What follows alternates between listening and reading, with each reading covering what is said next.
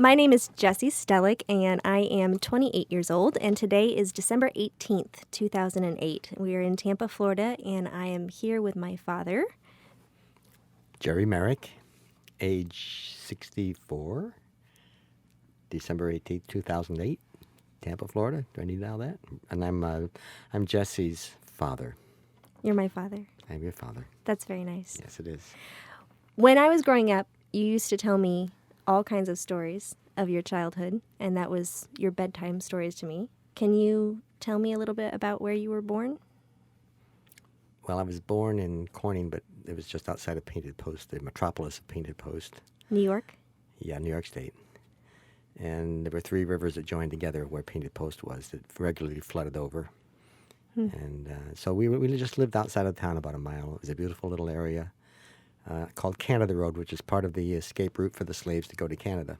Really? Yeah, across the street from us, Dan's dairy was a big dairy in the yard, and their house was a huge mansion, and they had all these hidden places that you could hide the slaves in. Could you actually go in there when you were growing up? I went around the property riding my bike, pretty much until I got hit by the truck. Then I stopped doing that. Are you serious? Yeah, I got hit. It's funny. The only time I've been unconscious in my life is when I got hit by a truck. Did you break something? I didn't brake. That was the problem. I had a kind of bike that was different. I wasn't used to that. My sister's bike, and it had a handbrake, and I'm used to braking on the back pedal. On the and I was pedals. going out the driveway from Dan's house, right into a truck. And Wow. Mom came running out the front door, and I woke up, and I went running to the back door, saying, "I'm okay, I'm okay, I'm okay." So whenever I say I'm okay, you know how I really feel. Yeah.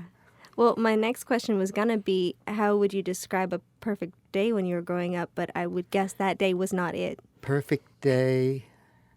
I had a lot of those because I think my mother was trying to kill me. She let me go and run around the yard and up into the woods and up into the hills, and eventually with my little ukulele singing songs. And Tell me about the ukulele. Well, the perfect day, really, I wanted to get to was on the lake later. After there was a pond in the hills, and we used to go to in the summertime. His dad had constructed a huge tent on one end of the pond, and we lived in that. In the summers, he always made provisions for us for vacation times together. And so eventually, he bought a boat for $500. It was 48.5 feet long, and we put it on a little lake in Finger Lakes in New York State, Keuka Lake, which means crooked lake. And it was the only Finger Lake that was really interesting because it was shaped like a Y. And we lived in Hammondsport on a slip that he built. And so one of my favorite days that I remember, most perfect days, was waking up in the bow of the boat. Where I lived, there were like 3 portholes in the bow. And I had a little my place in the bow. And I came up and woke up, dove into the water, beautiful clear waters of Keuka Lake, swam stern, came up into the smelling the bacon and burnt toast in the galley, and having a beautiful meal after swimming, back stern. It was just perfect. We were anchored in a cove, and so it was just one of those perfect days you remember. And I think, boy, this doesn't get any better than this. Now, this is New York. Did the that was when I water was ever over get above, like... It was cold, but it was, it wasn't. It was summer times. It was swimmable. Swimmable. So, yeah. But about the ukulele is when I was around 5 or 6, I guess, I tried to sell American seeds.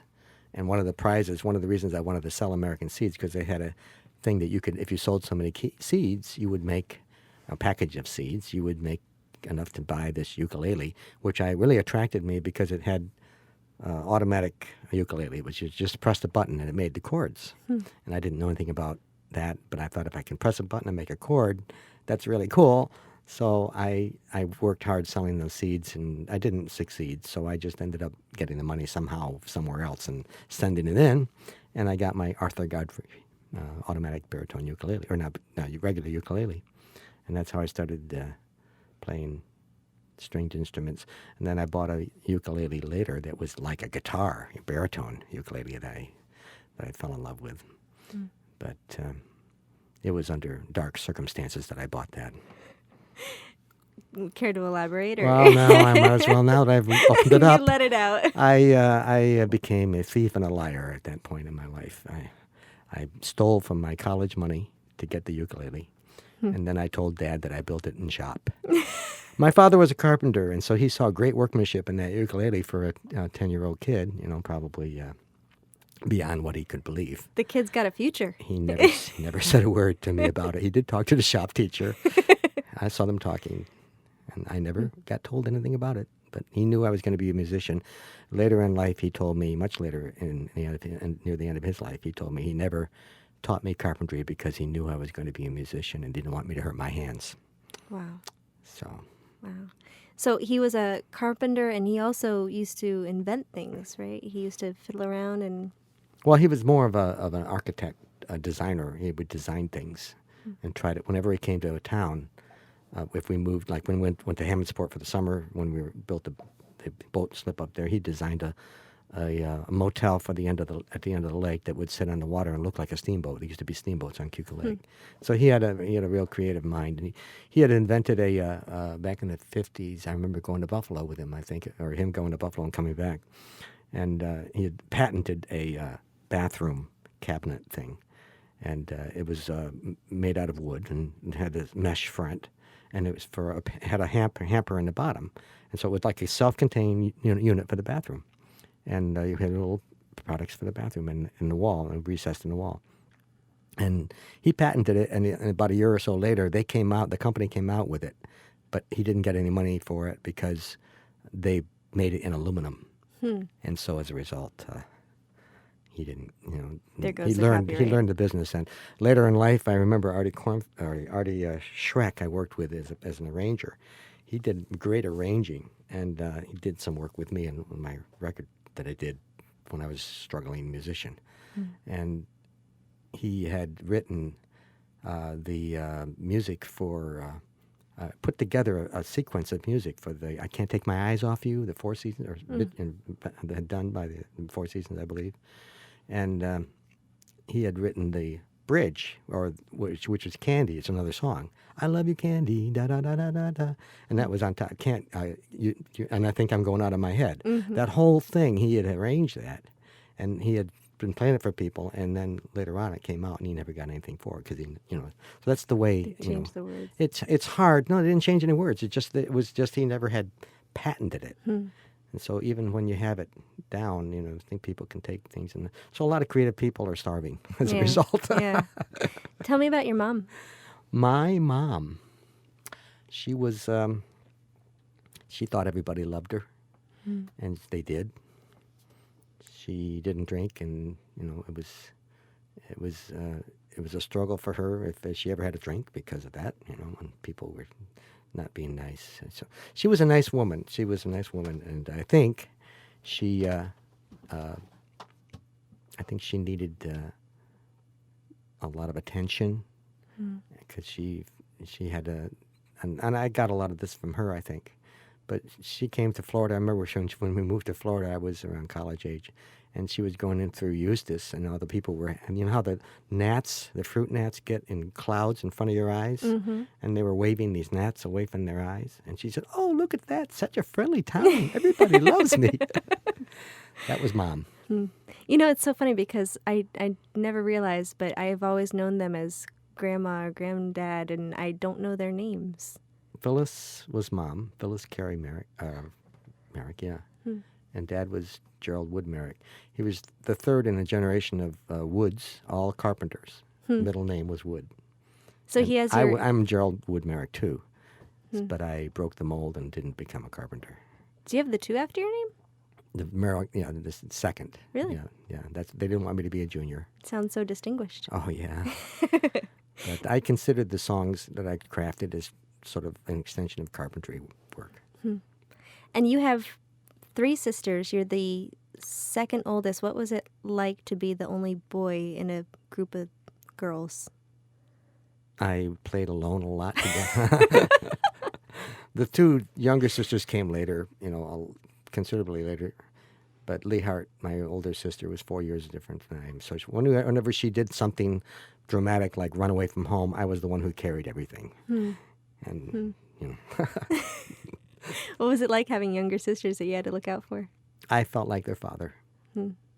And that when Mom died, I really especially had to go through a situation and figure out what I was going to do with my life. I was, kind of in and out of college, in college still, but making choices at that point that were away from college toward music. And so when I went home to Florida after Mom had died young, there were the two young girls, 8 and 5 or whatever, that Laurie and Polly were. And so I talked to Dad about staying home with them. And they had at the time a good offer to be a manager at Burger King, which was big stuff back then in the 60s, early 60s. And I talked to Dad about taking that job and helping out. And he said, you want to be in the restaurant business the rest of your life? And I said, well, no. He said, what do you want to do? And I said, I want to do music. He said, well, then go where the music is. So I think of that when I hear the leader of the band when he said, thank you to his father for giving him wings to fly. And that's the way it was with me. So I went where the music was, back to New York, eventually. Wow. Now, and I want to get into that too, but going back to your sisters, did they have any nicknames for you?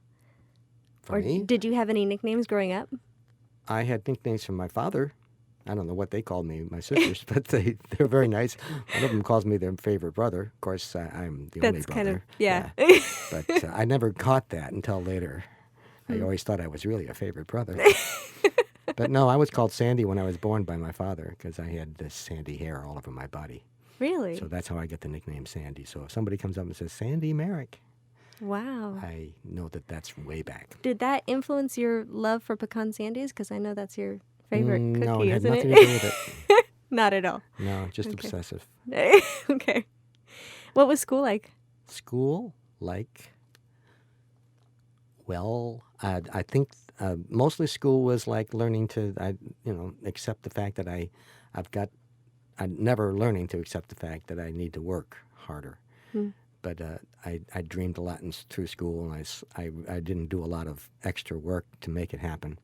And I had so much so in my senior year, I remember my English teachers especially, they were impressed me a lot. And one, Mr. Reynolds, told me that I will never finish anything. And that's been a big thing, that I've tried to finish something in my life. So, and that's good. I think that's important, and that's what I'm doing with my family and marriage. I think that's important, to finish those things. And not In a good way. In a good way, yes. To do them all the way through, Right. and be in love, that sort of thing. I think to show that as a human being is he helped me a lot. Another 12th, 11th grade, 12th physics teacher taught me that he said, Merrick, you don't know beans. And what's more, you don't care. And Mr. Sanford taught me that, and I realized that in my life more as I get older. I do care. You do care. I do realize that I don't know beans, and there's not much I can do about it. Don't quote me. When you went to college, I know you were trying to you were an English major. You wanted to become an English teacher? I had to choose that because of the college. I took the cheapest college that gave me a scholarship and it got me into. I was going to go to Ithaca and be in music and English together. But in that school at Hartwick, they only offered English or music, one or the other. And the music department was so dilapidated, I chose English. Wow, and that's that was a from noble somebody that choice. loves music. Yeah, and I ended up leaving for the music after 2.5 years. Now, you told me a pretty spectacular story about when you were in college, instance that involved you playing music to a group of people. Can you tell me that Depends story? on your definition of spectacular. But back then, there was a lot of Berkeley riots and things happening that were shaking the country with great issues. Well, Hartwick was a college of maybe 1,100 people that were kind of nestled in the Catskills of New York State as a little Lutheran uptight school. And we had hootenannies, and that was a lot of fun. We did that, and we were onto that. But when they had a thing about what do they call, the curfew, be at the girls' dorm or something like that. The guys got all upset and they were going to vandalize the girls' dorm. And so here, the music group thought, this is an opportunity. So we ran with our guitars and banjos and a big bass. And we ran over to the girls' dorm and turned it into a hootenanny instead of the violence. And so when the police got there, they were having to watch us do a show. and the girls all waving out the windows and stuff. And that was a nice, and that shaped my thinking. I thought, well, maybe I can change this world with my little songs. I was wrong, but that made me think that perhaps I could make a difference with music in society. Well, I So can yeah, tell I had this image. Excuse me for writing Yeah. over you. But when I was very young, I heard a very, very young on the radio. I heard a show on the radio called Big John and Sparky, and Big John and Sparky had these stories that they went through. One of them that impressed me was Johnny Appleseed, and so I wanted to be that person. Johnny Appleseed was on the outskirts of society, and he had a tin pan hat and a Bible, and he walked around and planted seeds all across the area that I lived in and into Ohio, and that is. So his story was the kind of life that I wanted to lead, and so I always kept that in mind. In fact, even when I was a kid going up into the woods, when my mother was trying to kill me, let me go out there, I brought a tin can hat and a pouch full of eggs and the Bible, and sat down, built a fire, and had the eggs and read the Bible. How old were you then? I think it was anywhere between 5 and 8. That's a very weird thing to do. And my mother was she was trying to murder me because there was all kinds of things. I was climbing up Rattlesnake Mountain but I had a nice dog, a very faithful dog. What kind of dog? Nutmeg was a cross between Airedale Collie, and he was when dogs were faithful. I don't remember too many faithful dogs after that, but he was one of the more faithful ones. He found a deer once, a little fawn, and he brought him. I don't know if he found him or chased him down, but we were coming. I was picking blackberries up in the hills, and he came to me like Lassie and saying, "Woof woof woof over here," So I went over, and there was this fawn that was caught in the barbed wire fence. So I brought the thing home with the dog, and we nursed it back to health. It was pretty well scratched up in my father. I had a fawn. Here I was, a young boy with a beautiful fawn in our backyard, but Nutty, as we called Nutmeg, used to watch over that like that little creature like a mother. Such a protective thing this dog was. It was wonderful to see that, and I really thought that was great. Nutty, when I would feed Nutty, I would have him pray. He would stop and pause and do this, and then he would eat his dog food. So he wasn't the kind of dog that just voraciously ate food like later dogs that I've had. Like Penny, when you were growing up, excuse me. So yeah, I'm moving around a lot here and eating things. You've always had this sense of spirituality in your life. Where did that come from? Was that a father thing, or did you just always have that in you? Was it from Johnny know. Appleseed? No, Is it that just your makes source of sense inspiration? that there's got to be something beyond us that is watching, that has created these things, and there's no question in my mind that the marvels that we see. Just an eye. Look at what's involved in the eye. It just was the eye doctor and looking at the eye. So what's involved, and it didn't just happen. So I really do believe that there is a purpose in life, and that there is a creator, and so I had to find that. And I do believe too that he's not cruel, that he would withhold information from us. Do you? Well, I have to disagree with you on one thing about you not being able to change the world with your music, because there have been many a night with bad nightmares that I woke up and you sang to me, and that changed my world, and that's all I care about. Mostly I was humming with you. Well, that was song. Deep low hums That in worked. the rocking chair. Now, getting back to college, how did you? That was during the time of the Vietnam War. How did you avoid going to war? Well, the fact that I wanted to avoid it, you kind of inferred there, and I didn't believe in killing. And so my way was kind of an Arlo Guthrie story, in upstate New York. It was, I was called back to my hometown after I'd gotten started pretty well in the music business, and so I had changed. I'd grown a little beard, and suddenly I was a little different than some of the people there who grew up in that industrial kind of town area. And they took me through. The sergeant said in the beginning, big tall colonel, rather, he was a colonel, big voice, and he gave us a bag, and he told us the gospel or whatever, we had to obey this rule, if nothing else, and that is to keep our possessions in the bag. Well, all I had was my guitar and my wallet. So I pretty much put my wallet in my in the bag and put the bag on the guitar. And at the time, the language was, that's the bag you're in, sort of thing. So when he said, what are you doing with this guitar? I said, well, I couldn't fit it in the bag. And so I put the bag on the guitar. And can you consider them as just one, like the guitar is my bag? Or something like that?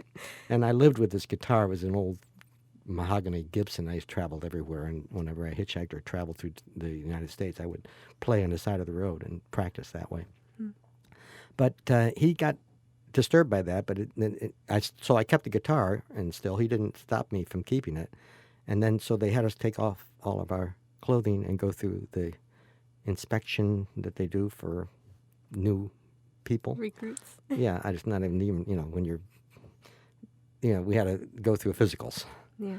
And so I'm walking through the physical, and it's causing a little stir in this whole big building because I have this guitar, and he comes running up, and the whole place got quiet, and he comes up to me, this big guy, and he says, "Put that guitar down." And I said, "Well,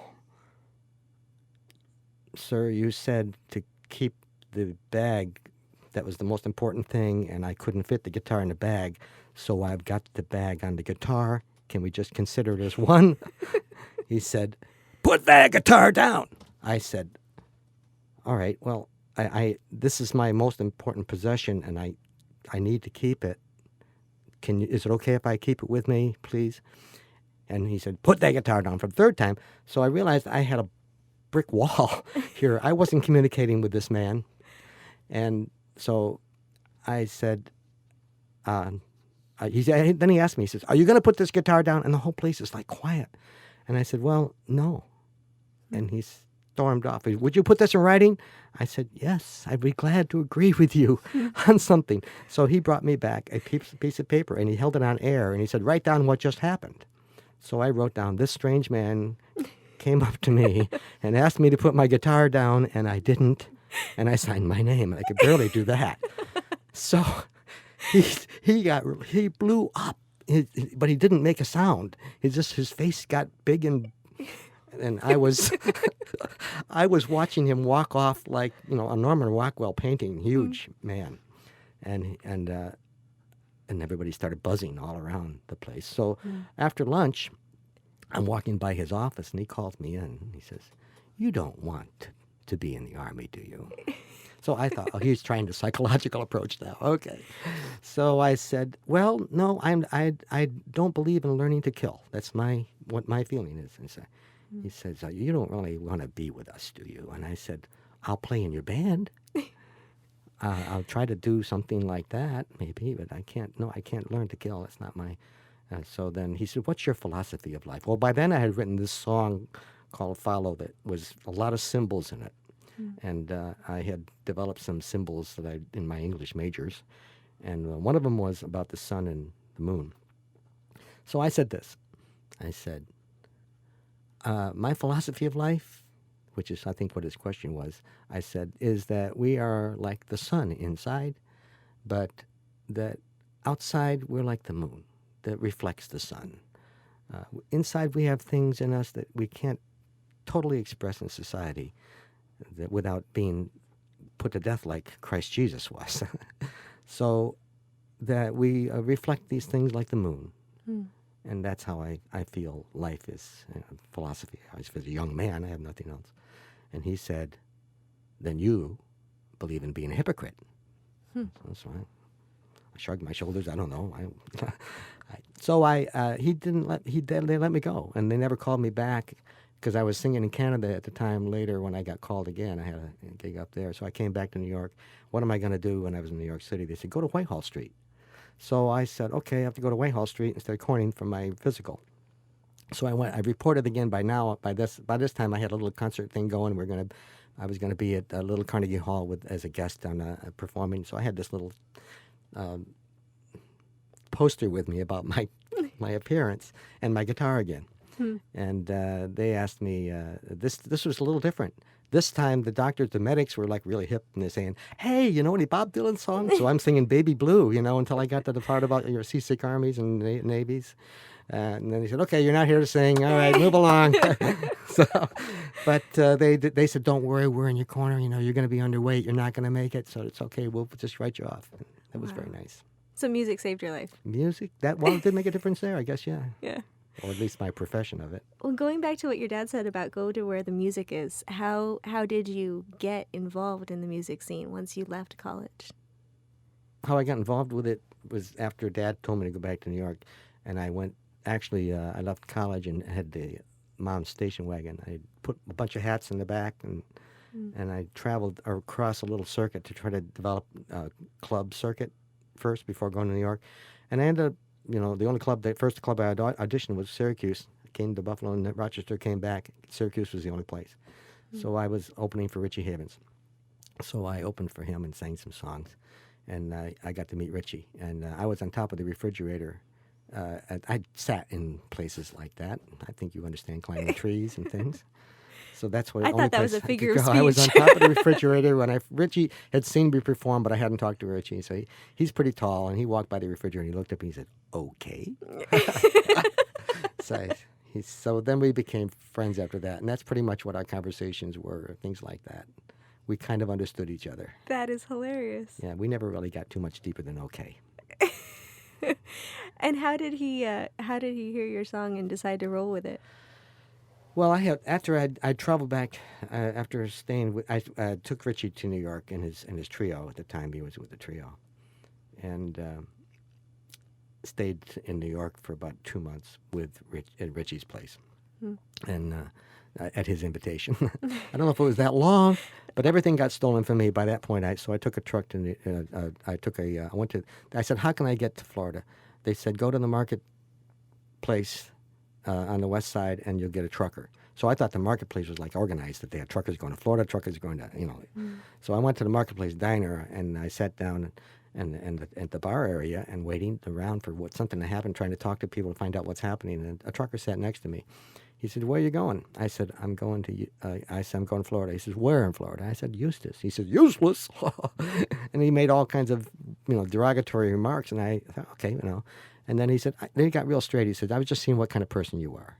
He says, "I work out of Eustis. I'll take you down there if you will help me unload 200 watermelon."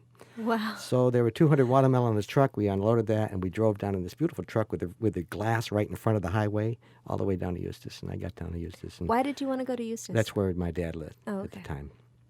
So I visited them and got together with them, and also got myself together a little bit more and tried to reflect on what had happened in my life. And in the beautiful environment down here in Florida, the song "Follow" naturally came into. I was singing and writing songs, but not like "Follow." I wrote kind of topical type songs and fun songs, and a couple of romantic songs. But when I wrote "Follow," it became a real obsession, just a one-day obsession. I had to write this song and not do anything else, and that was it. So, and then when did he hear it? Oh, when I sang it up the East Coast in clubs, and I was able to get it as far as New York after singing that song, and it's like a belief thing. I believe in it, and it was kind of almost a life mission to get back and just keep singing that song. Well, it was like anybody else. I sang it to Richie, and most everybody else asked for the words. So when I sang it to Richie, he asked for the words too. But the difference was he got that song memorized in one day and went to Newport that weekend and sang it at Newport, and it became kind of an underground song for people. Can you sing just a really quick line out of it, just to give me the melody? I'll tell it. Oh, tell it. "Don't mind me, I ain't nothing but a dream." That was a line that was that jumped the song, that jump started the song. I was reading that line. What was it? Was that? a John Henry story. And the dream came to John Henry when he was at the crossroads and said, "What are you going to do with your life?" And then John Henry was answering the dream, and the dream said, "Well, I got some suggestions, but don't mind me, I ain't nothing but a dream." And I said, "Oh, wow, that's got to be it." And then I put the song together based on that story, and it starts off the way the dream started: "Let the river rock you like a cradle." And then I went on in my part, which is: "Climb to the treetops, child, if you're able. Let your hands tie a knot across the table." And on. And so it went. So it went, yes. And then when he took that and ran with it, and you started performing that song a lot as well. Did you travel? When in this story did you meet Mom? Where did she come in?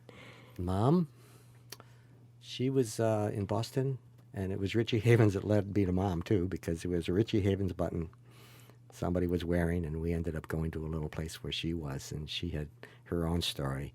And I fell in love with your mother because she was a real person inside. I knew that there was a real person locked up, and she was dealing with a lot of adversity. And that was different than a lot of people were dealing with problems, but I saw a real pure child in your mom, and so eventually when we did get together, she was the reason I left the music business to be serious about life, and I never regretted that.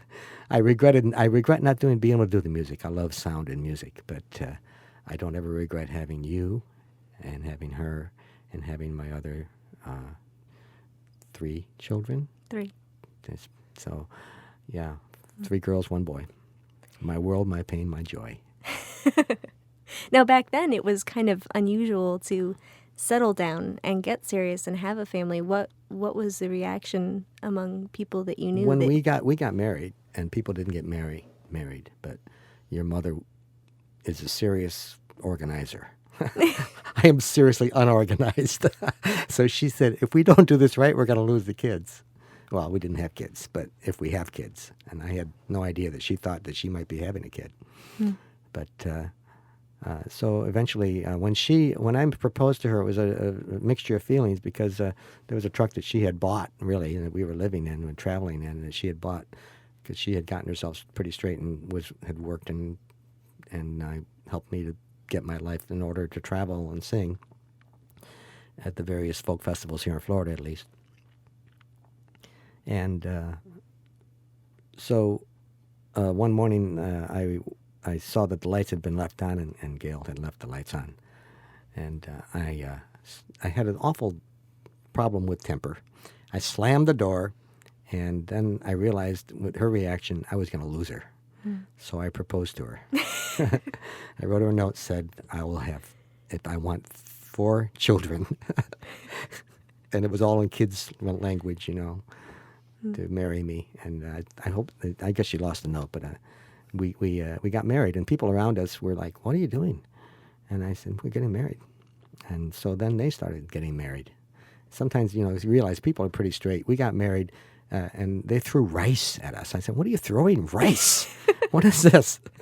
So, you realize your old friends who think that, we're all people after all, and people do what their backgrounds are. And we just wanted to live life, and I just wanted to be Johnny Appleseed and do what I did. But when you're raising a family, you got to be a little more serious about things and take care of things. No, not long after that, you found out that you were going to be a parent. How did that affect you? Oh, we loved her. When Becky was in Gail, Gail started squeaking this real high hiccup. And that was the kid, oh, there's a kid saying hello, I never had a chance to see her being born, but because we lived in New York City when Becky was born, and she went to Bellevue Hospital. There's a hospital also, and she went there, and I had taken a course to be with her, and they gave me a certificate which said Certificate of Motherhood. When I walked in there, the doctors just laughed in my face. It was in the 60s, and it was not too much enlightenment about Lamaze and all that. So they said they wanted me to go out and do what dads do, which is, give cigars to people and stuff. And I didn't feel that way. But it took me you to be the last child that we had to finally I took the Lamaze course, and I was able to see you be born and be with Gail and hold her hand, in that time. And that is probably one of the most memorable times in my life. I'll never forget seeing your eyes when you were born.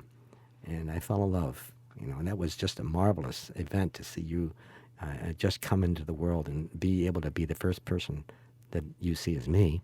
And you still didn't cry. You were wonderful. And then Mom said to you, you're the one that did this to me. And I said, be nice to her. I've been scarred ever since. That was her worst pregnancy of all time. But she, she identified with you that way. And I said, no, you got to be nicer to her. She's a very delicate thing here. and she was, but she just has her way of talking when she loves people.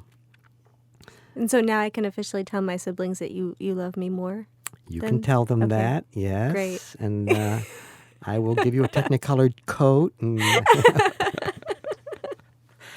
What do you think? I was able to see you being born. What a difference it is. It makes a difference. It is a connection thing, no question about it. And with the chaos of having 4 kids in one family, what was your favorite time with all of us as kids? Hang around with your friends. You'd have your friends at the house, and we'd listen to Bill Cosby, listen to the dentist, and all see your friends rolling on the floor laughing.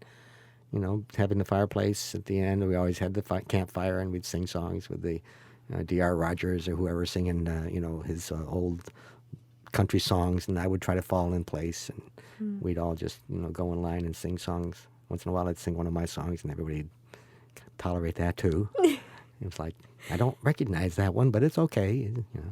We sang along. Yeah, you did. And the Dying Ember song I wrote for you. And that was when you were a child. You remember the picture in this little CD I have of you on falling asleep on a guitar case. Yeah. I could sleep. And those were the days when you wanted to be up with the crowd late at night, and you had to send you to bed, and you would cry. And so I wrote the song, good night, little darling, don't cry now. Though we have to part. For it soon will be dawn, and life does go on, and you will still be in my heart. That's a good song. You always will be in my heart. Yeah, it is a good song, and I really appreciated being able to sing it with you recently. It's really a treat. Probably one of the best moments of singing songs together is doing that. That's what it's come down to. Instead of being, I guess, not being somebody who makes money singing songs, it's somebody who enjoys and shares love singing songs. Now, we only have a few minutes left, so very quickly, I want to ask you about life. What do you think that your biggest influence has been in your life that's turned you into this dreamer that you are? You have all these beautiful ideals. Is it from one specific time in your life, something that just kind of pointed you that way, or what do you think has been the strongest influence? Huh? Wow, I don't think I really thought of anybody. I think I just did that. I think my strongest influence in my wife has been my lady, who's helped me to guide me through life and, help me to organize things in life, instead of just being bumbling through. So, yeah, Gail's the biggest influence to me as far as helping me live. I don't know, I don't understand that question, because I think I've always just been that way.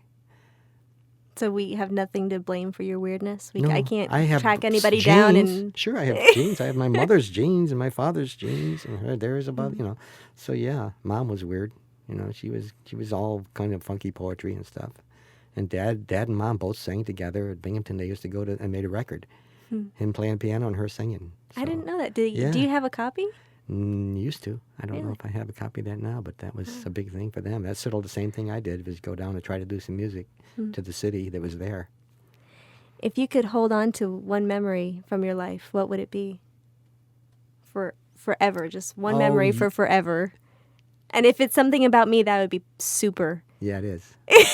No. I've already said that. I've thought about that because you asked me that question before, and there were a lot of important things, I feel.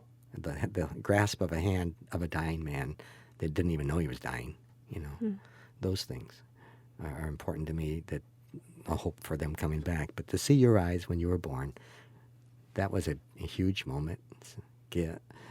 Gail sitting there showing me the alley, when I first met her, that was precious to me. Every day is precious. So every day, moments. If you can pick a day and put a moment in that day, there's precious things there. Perfect. Well, Becky, Nay, and I wanted to see if we could make a list of all the things that you've meant to us. And here's what we've come up with. Are you prepared for this? It's a bunch of multi-syllable words with hyphenation. Go. Storyteller, silly dancer, reference the band, most likely, in the living room, wearing your thick white socks. I thought it was cool. I'm sure you did. At the time, I'm sure it was. corny puns, early riser, stargazer, dog walker, leftovers eater, family pleaser, bad dream soother, dancing driver, big heart, spiritual mentor, public speaking coach, and I'm really happy I didn't stutter when I just said that one, loyal, acoustic guitar lullabies. My favorite, I think, is Naomi's contribution, which is fragrant garden preparation person, shoveling certain items that will not be manure. Okay. Yeah, Naomi's trip well, the best part of that was going and picking up to go at McDonald's with a trailer full of manure behind us, not realizing what we've done until we saw the reaction. We couldn't stop laughing all the way home. And that is everything. She wrote her teacher about it. It was wonderful, show and tell. Being abused. Was that one of them, being abused? No. Okay. Being forced to go through a McDonald's drive-thru with manure in the back of your car is pretty much... And laughing about it, yeah. That's fun. So those are the things that... Oh, and very quickly, people that we believe have influenced you greatly. Grover, Bullwinkle, Calvin and Hobbes. Nobody's real yet. And Charlie Brown. Oh, they're all not real. Oh, that's right. That's beautiful. Calvin and Hobbes, I'm two people. And that's pretty much it. All right. So thank you very much for being here. I know that you were a little bit worried about coming on here, but I really appreciate you coming and doing this. My main worry was I would just talk and not ever finish a story. And I don't think I did yet. I think you did. I love you. I love you too.